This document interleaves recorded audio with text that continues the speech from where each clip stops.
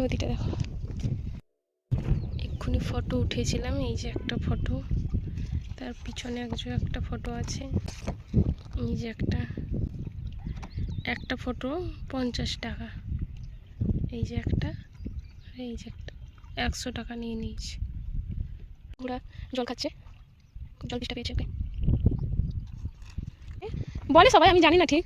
ওই আগেবারে ঘোরাতে এসেছিলাম তখন ওই লোকরা বলেছিল এখানে সবার পায়ের ছাপ, মানে ওই আগে করার পঞ্চপাণ্ডব যে থাকতো, রাজা রাম লক্ষ্মণ, ওদের পায়ের ছাপ নাকি এটা ওরা বলতো।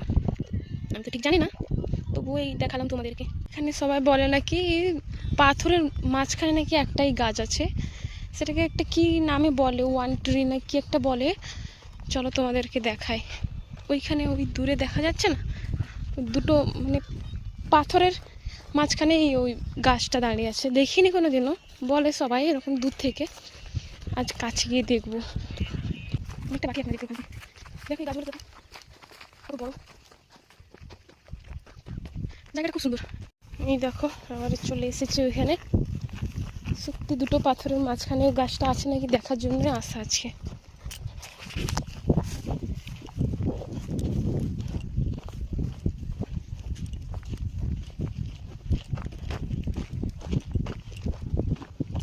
কি গাছ এটা কি জানে বাবা,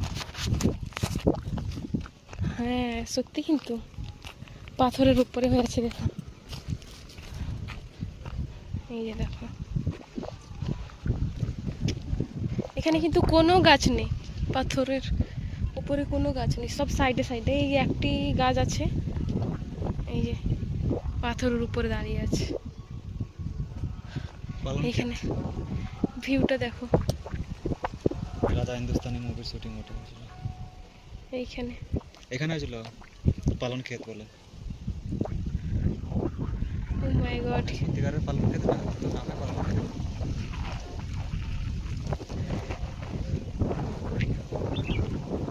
কি সুন্দর ভিউটা, জাম ফুলের গাছ,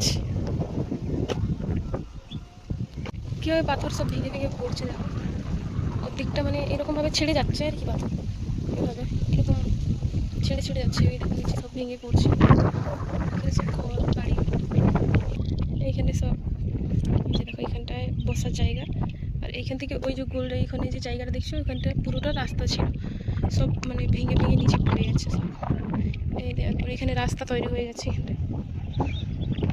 এখানে দেখো রাস্তা, ওইখান দিয়ে যাই, থামো, ওইখান দিয়ে গেলে ভালোভাবে বুঝতে পারবে, ওই সাইড দিয়ে ভালোভাবে দেখা যাচ্ছে। এই দেখো